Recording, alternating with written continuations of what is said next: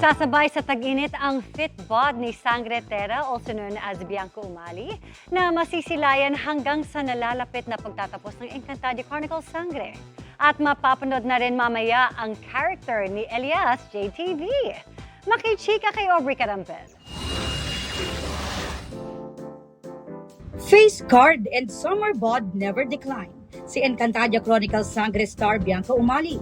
Pero higit sa ganda, angat din ang pagiging astig ni Bianca sa kanyang training ng Filipino martial arts. Sa isang event, ibinida ni Bianca ang kanyang balisong techniques. Very proud naman dyan ang boyfriend niyang si Ruru Madrid,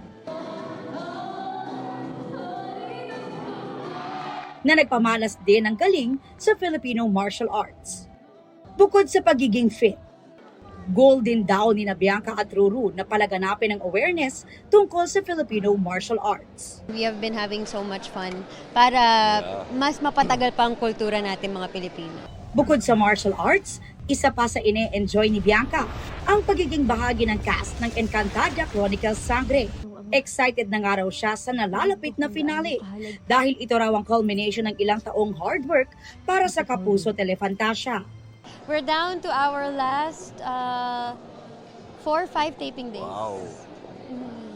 Grabe. After 5 years. 3. Congratulations, my love. Thank you.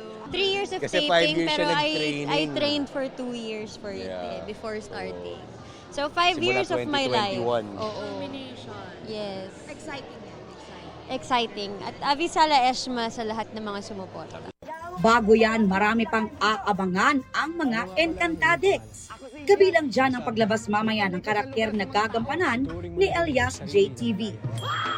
This Holy Week break naman, sasamantalahin daw muna ni Bianca at Ruru ang panahon para makapagpahinga at magkaroon ng quality time together. Mag-rearrange ako ng bahay at sasamahan ko yung mga aso ko. Definitely will be spending time together. Dali ko sa bundok to para makahinga.